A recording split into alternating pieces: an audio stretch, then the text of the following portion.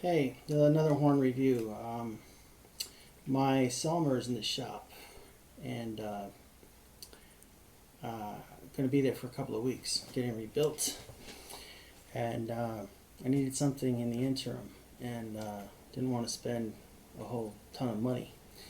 So I picked up another one of uh, these Asian altos, and it's quite interesting. A horn. It costs $250. 250 decimal 00 250 $250, and it plays as well as anything I could purchase new or used under $2,000.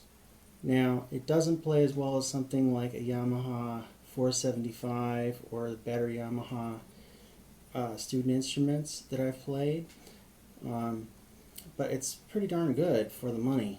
It's branded Opus USA, as you can see. Now, when I reviewed the Soprano, I mentioned the dealer, and I didn't have any problems with the dealer. I bought the horn from the same dealer I bought the Soprano from, and it was a good transaction, very fast shipping, no issues. Of course, I knew what I was buying. I've been playing the saxophone for over 30 years, 35 years or something like that. And I wouldn't recommend someone buy this for a child or as the first horn without some guidance. If you have a good teacher who can help and that kind of thing, go ahead. It's a good deal. But sight unseen buying a musical instrument is usually not a good idea, and I wouldn't recommend it in this case. One thing I noticed about the Soprano is that the metal's very soft and the construction isn't that rugged. So I had a little mishap where I bumped the horn, and the post got bent, and the three of the rods just fell off when I pulled the horn out of the case. I didn't even know I had damaged the horn. I bumped it in the case against the doorknob, and it bent the post so badly that three of the rods fell off. I was able to fix it, and it plays fine. Again, I wouldn't recommend someone with no experience buy one of these horns. But for a $250 saxophone, for a backup instrument, for a second horn, something to play while my horn's in the shop, it's unbelievable, the overall quality sound of the instrument for the money. It's better than anything within $1,000 easily, and it plays great. So I guess the proof maybe is in the playing video. I was going to play a little bit of Bach Cello Suite Number 1. It's one of my favorite warm-ups and favorite etudes for the saxophone. And then I'll just play a little bit around the horn so you kind of hear it. One of the prime criticisms of these horns in general, the Chinese horns with the Opus USA and the like, is the intonation. And I play in a section every Tuesday night, and I can tell you the intonation is a little peculiar in the upper register. It gets a little funky, a little strange. That's kind of a problem if you're playing in a section. By myself, I can compensate and make the horn sound in tune so nothing sounds terribly out. But when you're playing a section, it's a little different and a little more critical. And so that it wasn't the most fun experience for me playing this horn in a saxophone section. It was not a wonderful experience. And then it's always a challenge when I have unison parts with other people in the band, if it's a trumpet or trombone or whatever, to play in tune with them, and it's triply hard with this horn. But even still, it's not awful. It's not that bad. But I'm not a beginner either, so there you have it. That's really, what it is. But again, $250. If you look at this horn, it kind of looks like a Selmer a little bit. The keywork's not bad. You notice the G sharp spring's a little weak, and G sharp tends to be a sticky key anyway, and so that's been a little bit of an issue for me. I finally ended up taking a little bit of 220 grit sandpaper, just running it across the tonal once, as you might do with a dollar bill, to clean it off if it's sticking. Repeated attempts with paper and dollar bills didn't work, so one swipe with the 220 did it. Not something I'd recommend doing often. So anyway, so let's take a listen to the horn. Little taste.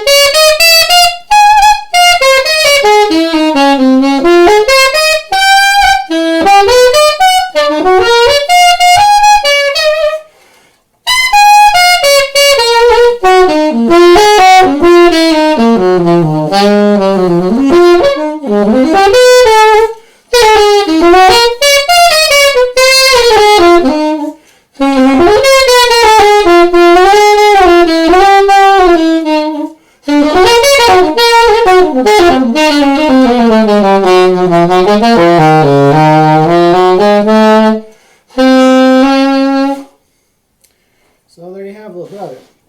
$250, man. It's, you know, I wouldn't want to play it for forever, but, you know, not bad.